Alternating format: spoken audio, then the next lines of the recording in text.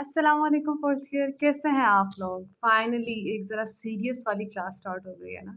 और final year के अलावा एक फोर्थ ईयर ही ऐसा साल था कि जिसमें बहुत कन्फ्यूजन रही कि कौन सी बुक चूज़ करें। ठीक है, हमारे जो बहुत पढ़ने वाले सीनियर्स थे वो हमें बताते हैं कि पैथोलॉजी से स्टार्ट करते हैं कि उसके लिए चलो बिग रॉबिन की तरफ, ठीक है।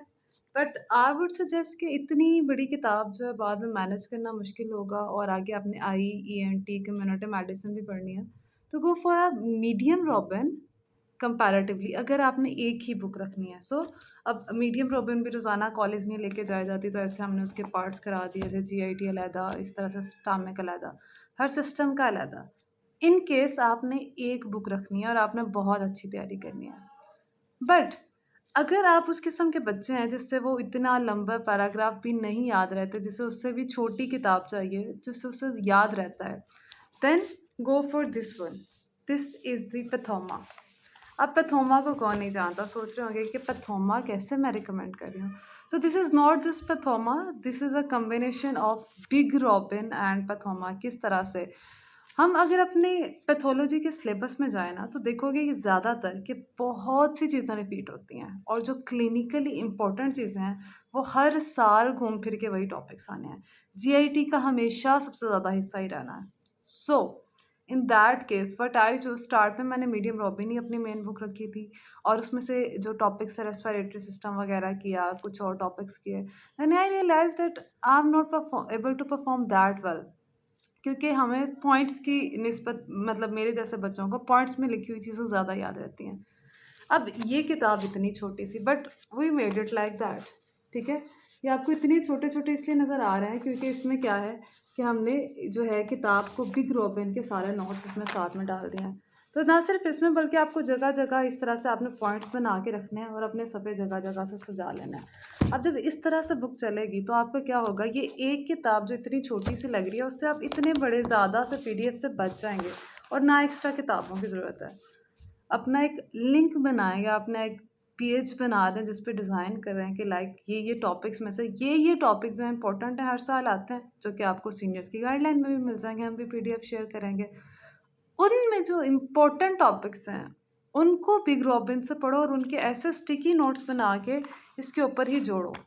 ये स्टिकी नोट्स जब तक जुड़े रहेंगे तब तक आपको याद रहेगा। जैसे ये ब्लड सेल्स हैं, इनका जो प्रोसीजर है सारा, ये हम साथ-साथ अपनी बुक जब पढ़ेंगे तो हमें याद आता रहेगा। तो उनको जब आप एंड पे जब ये एक किताब करेंगे, देन यू विल रियलाइज़ कि आपके सबसे बड़ा हिस्सा 4th ईयर का कवर हो रहा है।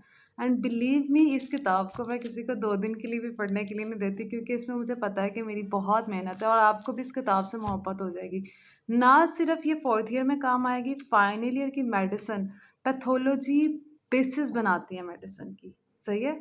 तो मेडिसिन आपको आधी तैयार हो जाएगी, बिकॉज़ उसमें पैथोलॉजी और क्लासेस, सिम्पटम, साइंस वगैरह करने के बाद बचता ही क्या है? सिर्फ़ ट्रीटमेंट। उसके अलावा बाकी सारी मेडिसिन आपकी यहाँ पे तैयार हो जाती है ना? तो आगे भी हाउस होप में भी यही बुक हेल्प करी, and I am damn sure कि आगे स्पेशलाइज़ेशन में भी मैंने मेडिसिन से पहले इसी को रिवाइज़ किया करना है। So make this book the best one. इसको अपनी चॉइस बना लें, इसको इतना अच्छा सजा लें कि जैसे फार्मा 3rd ईयर की आगे चलती है, ऐसे 4th ईयर की पैथोलॉजी भी आगे जब चले आपको खुशी हो कि मैंने इस किताब को पढ़ा है। ठीक है? अब चलते हैं हम अपनी दूसरी किताब, दूसरा मेजर सब्जेक्ट, जिसको हम कहते हैं अपना कम्युनिटी मेडिसिन। कहने को तो ये बहुत मेजर, और इसकी किताबें हमारे पास हैं 2।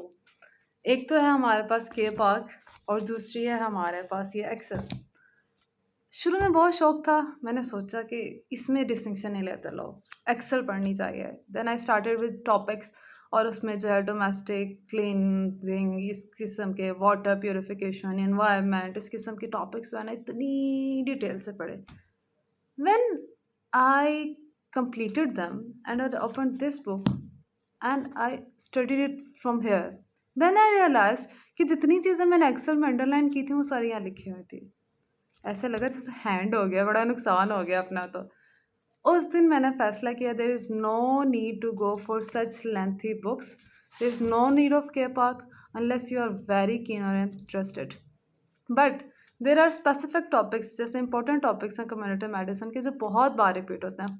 फर्स्ट ऑर्डर जो टॉपिक्स हैं सिर्फ उनको के पाक से देखें, और उनको के पाक से बस देखना ही है, क्योंकि उसमें जो चीज़ें अंडरलाइन करनी है आपने अगली दफ़ा सेंड अप या प्रॉफ में के पाक नहीं पढ़नी, वो उसको एक्सेल में लिख लेना है और फिर एक्सेल को ही हर बार पढ़ना है, ताकि आपके जो 2 मेजर सब्जेक्ट्स हैं, ये देखो आपका 600 का पेपर सिर्फ इन 2 किताबों से कवर होना चाहिए। एक्स्ट्रा अपने ऊपर बर्डन नहीं डालना। This is not an era of hard study. मज़ीद हार्ड स्टडी नहीं कर सकते, आपको अब स्मार्ट स्टडी की ज़रूरत है और यही चीज़ आपको आगे लेके जाएगी। सही? अब हम चलते हैं ऐसी 2 किताबों की तरफ जिनको आपने सिर्फ़ 4th ईयर में पढ़ना है, क्लिनिकली बहुत इंपॉर्टेंट है, अनलेस एंड अनटिल आप वाक़ई इसे अपनी स्पेशलाइज़ेशन में कंटिन्यू करना चाहते हैं। And these should be continued if you want जो कहते हैं ना कंफर्टेबल कैरियर, कि आपका आराम से 8 से 2 की जॉब हो, कोई महीने में 2-3 कॉल्स हों, सुकून हो ज़िंदगी में, then you can go for it. These are the eye ophthalmology, जिसकी 2 किताबें हैं, जतोई और जोगी।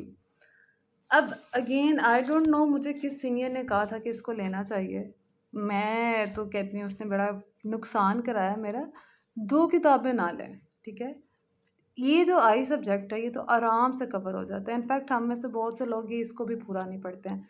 Take one book, and if one book I personally recommend it should be Jogi, it's Jatoi, but if you have read any other book, like if you have gone through Jogi, then take this book and keep it only, ठीक है?